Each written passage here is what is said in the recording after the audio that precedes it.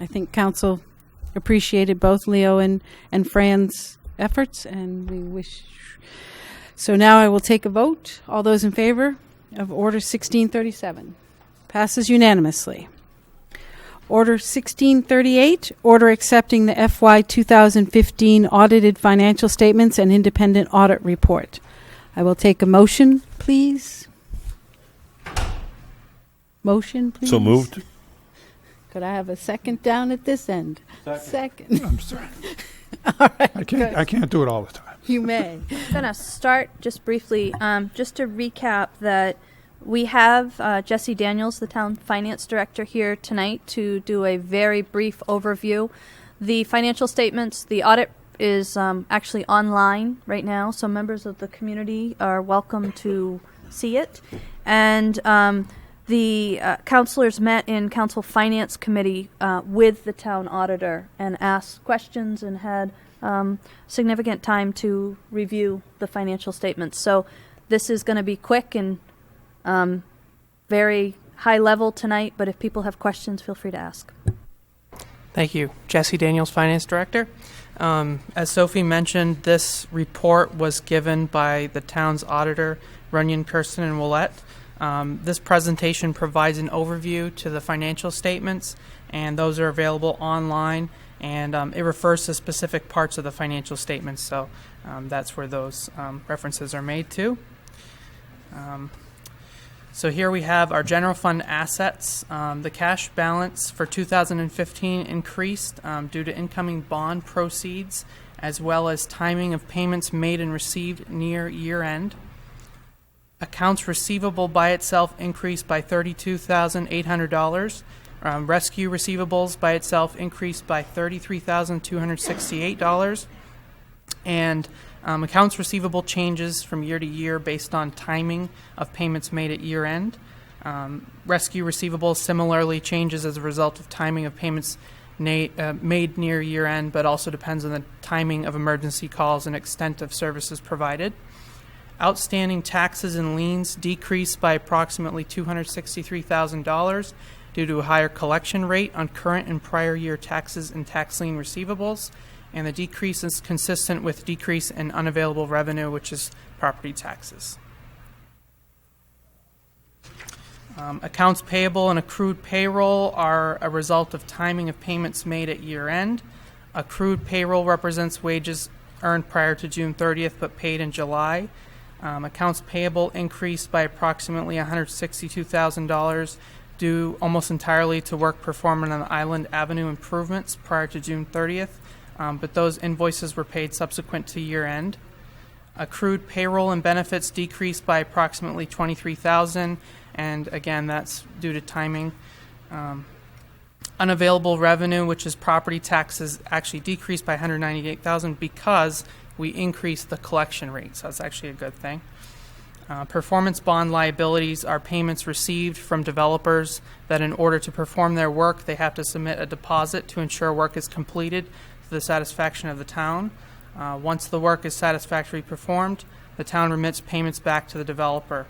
The funds received are simply a way for the town to ensure work is performed to applicable standards, and if not, the town will have funds to fix any issues.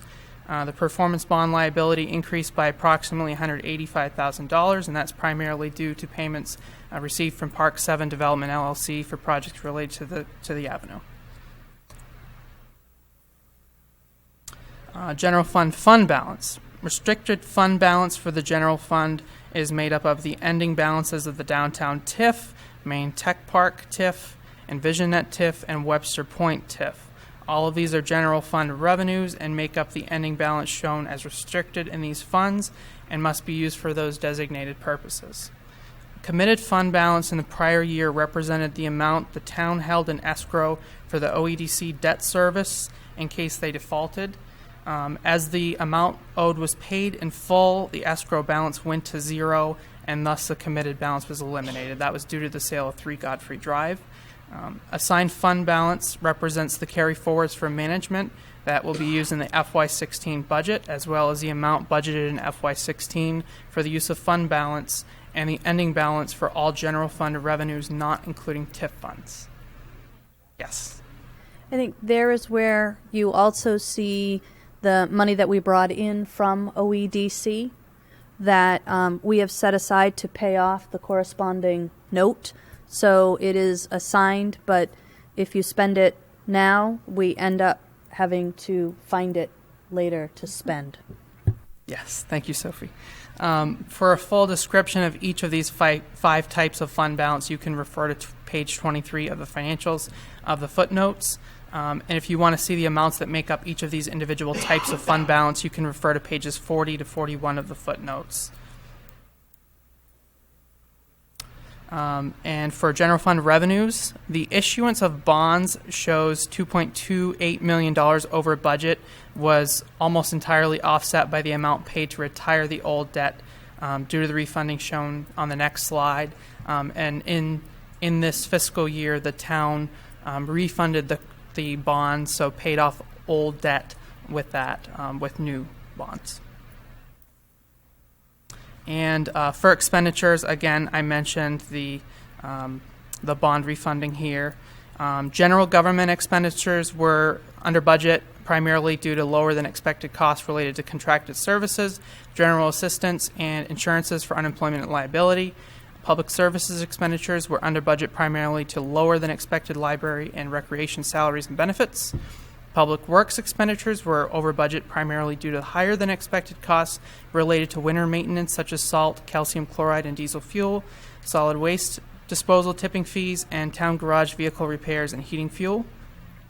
Capital expenditures were under budget due to the multi-year projects which were not completed in the current year, but those monies are being carried forward into the next fiscal year. Property tax collection rates, as I mentioned previously in the presentation, they've increased from fiscal year 2014 to fiscal year 2015 from 96.04% to 97.42%. The increase in property tax collection resulted in decrease in taxes receivable and unavailable revenue property taxes.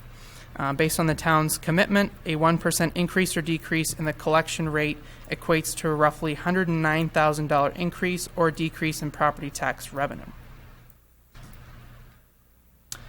General fund revenues pie chart.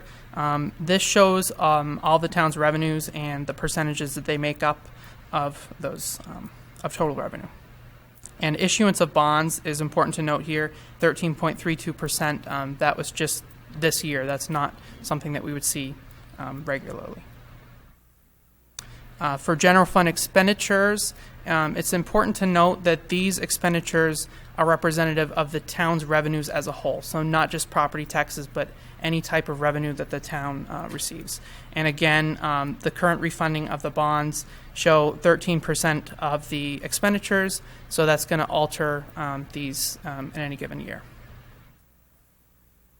The unassigned fund balance is a percentage of the budget from fiscal years 2013 to 2015. As you see, that's decreased each year in those 3 years. Unassigned fund balance as a percentage of budget as compared to other municipalities. Our auditors pulled from other clients and they tried to compare us with locations that are both geographically, near us and also similar to us in terms of size and budget. As you can see, we're 15.66%. And Herman is the highest on this list, 27.88%, but they have far less services than the town of Orono. Yeah, I think one of the things the auditor pointed out in the presentation is that the town of Herman also has a very high revenue source of excise tax, which has been under fire by the legislature and the governor for the last few years, which likely contributes to wanting a higher fund balance.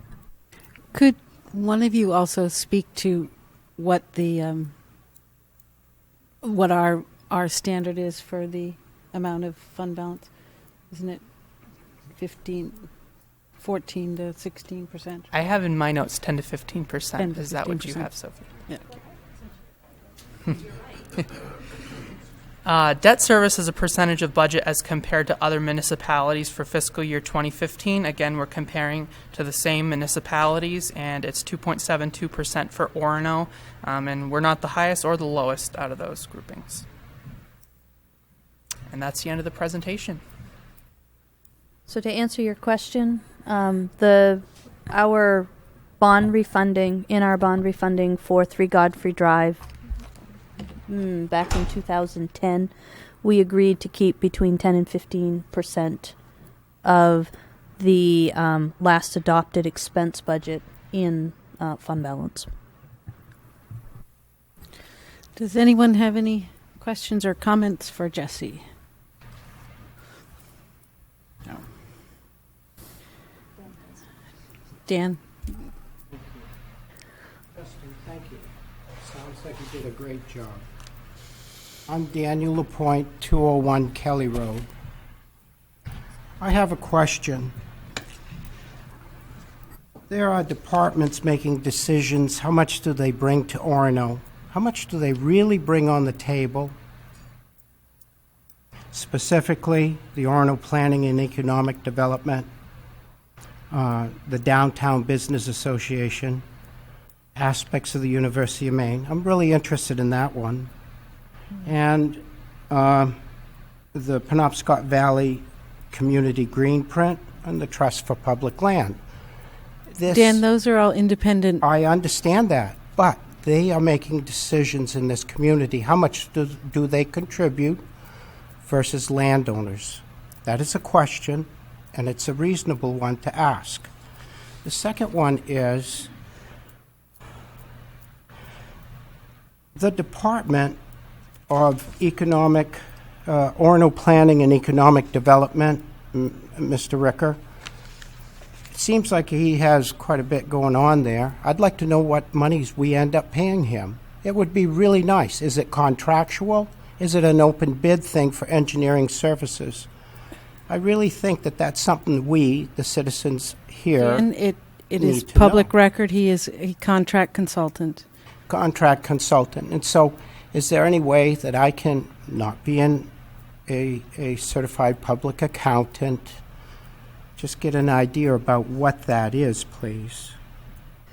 Dan, you're welcome to come on in and get a copy of Evan's contract. It is public information, but in round numbers, I think we are paying Evan $64,000 a year.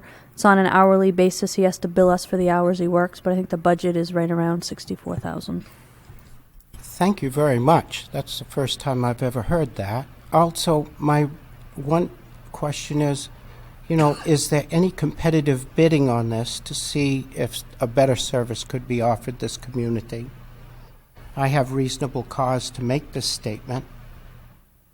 Is he an officer of the town, or is he a consultant? That is the final state request. I need to have a definition on that, please. So Evan is a consultant. He acts as the town planner. He functions under the direction of our staff economic development director. And my understanding is that he responded to a request for proposals just prior to my coming here. I think it was 2007 or 2008. And every time his contract comes up for renewal, it is done so and approved by council in an open council meeting. So it's not like council's trying to hide anything. Thank you very much, Sophie. I really do appreciate those answers. But my question is, how come it isn't an open bid? He is a provider for this community. I think a better service could be provided elsewhere. I have personal reasons to bring my issues forward. We were personally threatened before this ordinances came through for the comprehensive plan. I find it in the ordinances, and I find that really troublesome. Thank you very much. Thank you.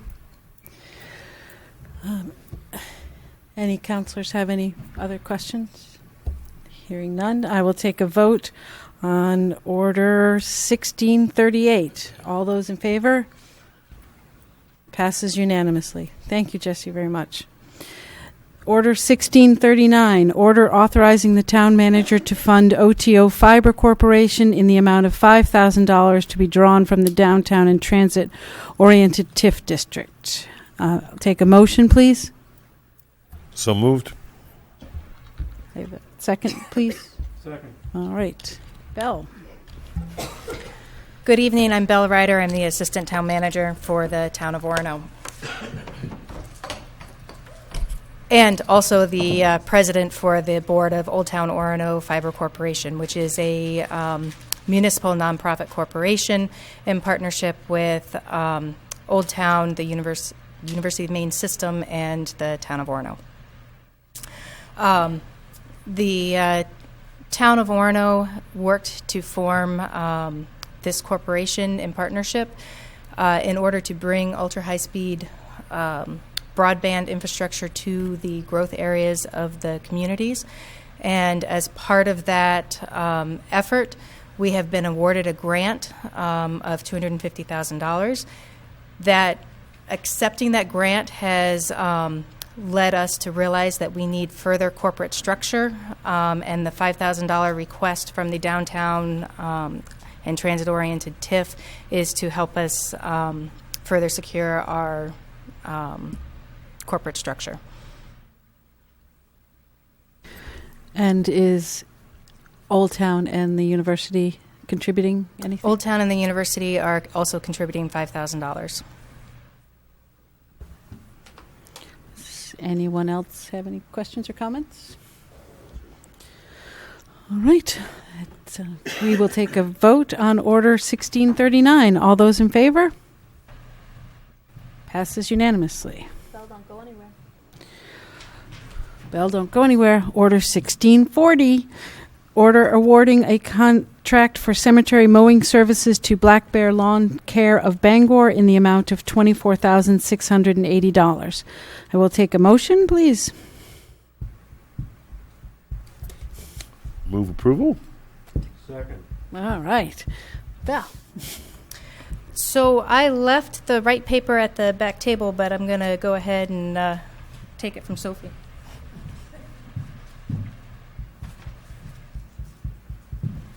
By the way, this is Belle filling in for Rob Yerxa, who has a very sick kid at home.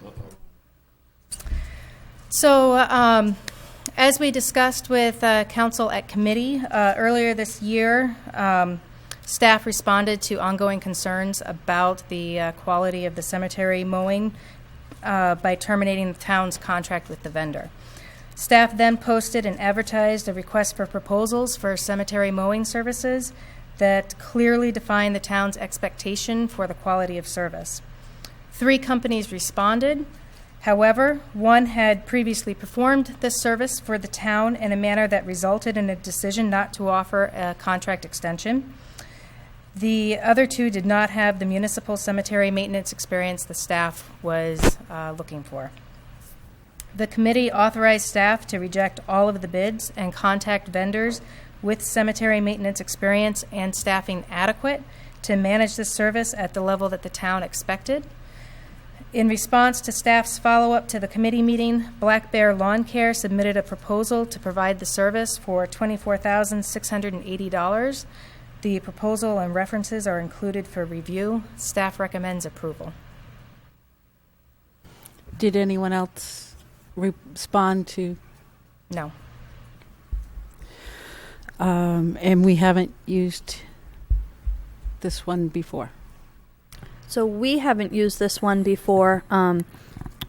This particular vendor mows a significant portion of Mount Hope Cemetery, so we've seen firsthand. This vendor also does a lot of work for the school and some other larger accounts. Rob was very pleased to see or to learn from this vendor when they were having discussion that what he has priced out here is having a crew specifically assigned in Orono, primarily to our account and the school's account. So we should not have those service issues that we've had with the last 2 vendors. Does anybody else have any questions or comments? Hearing none, I'll take a vote on Order 1640. All those in favor? Passes unanimously. Thank you, Belle. All right, moving on to future agenda items and items of concern. Sam, do you have any? I have a question about park benches on Mill Street that I'll bring up with Sophie at some point. Okay. Tom Spitz? Nothing at this time. Jeff? Nothing at this time, no. All right. Public petitions? Do you have a petition or a comment? Okay. No petitions. We'll move on to public comments. Come right on up.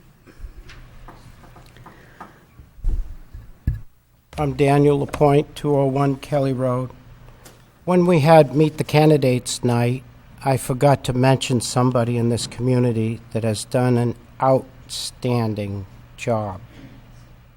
And the oversight, I really feel guilty about it. And that's Rob Yerkser. He's, a superintendent of Public Works? Is that it? Yes. He has done our community a service none such. We've never seen such service, such good quality in our roads, and the work and the snow removal. We didn't have much this year, but last year it was horrific. Right. Okay. He's done it all.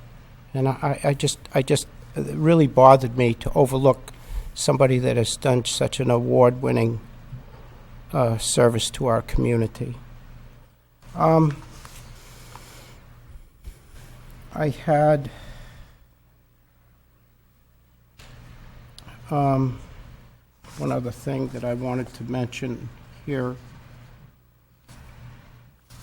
I was very serious on questioning the contributions to our community.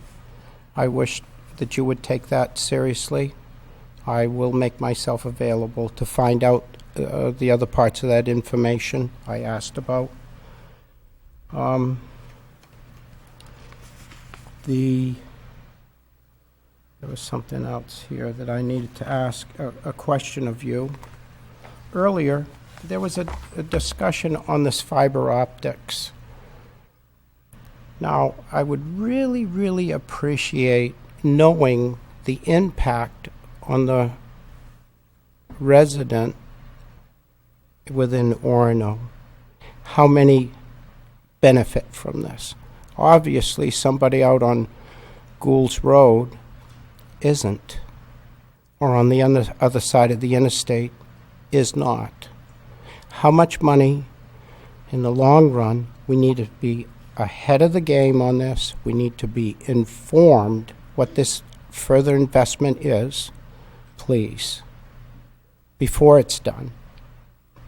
The other thing is, now I understand that Orono is looking perhaps at a piece of land behind Friend and Friend as another development within the community or an acquisition for the town. Not for the town. Not for the town. It's a very serious issue. You know, this appetite for taking land. We're among, there's only 4 of us in the state with as much land set aside for other purposes beside living and happiness and joy, people having homes, building. We need to consider this fact and not forget it. Thank you. Thank you, Dan. Susan?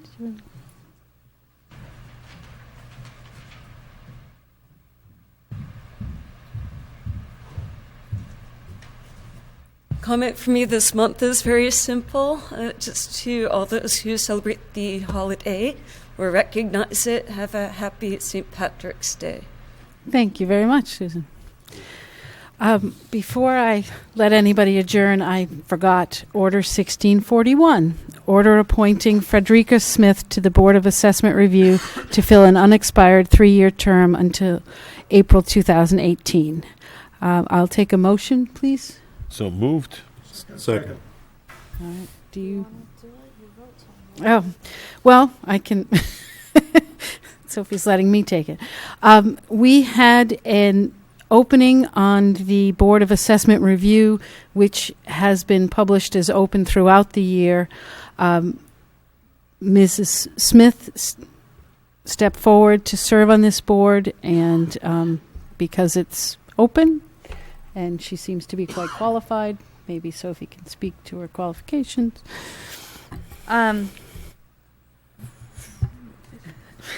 You would ask me that pun. I was prepared to go. Frederica has, over the last 40 years, served on local, regional, and national boards and committees. She served as chief of medical staff at Los Alamos Medical Center in New Mexico, and she is known for an ability to review information impartially and make decisions and rate reports.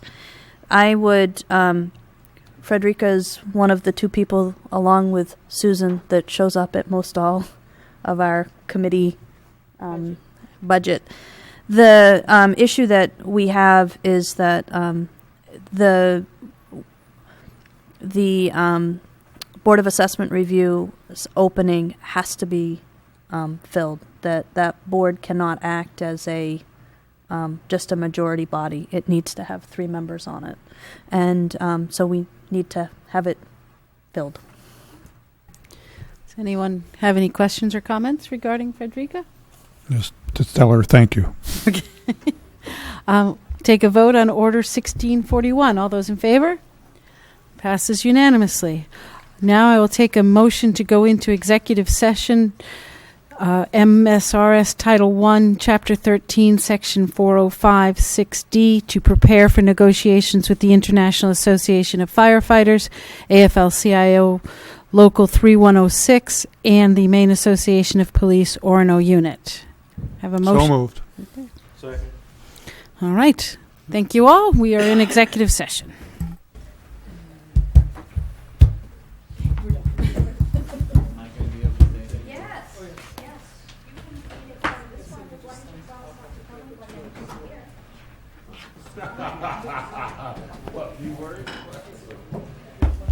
I won't tell Sam anything.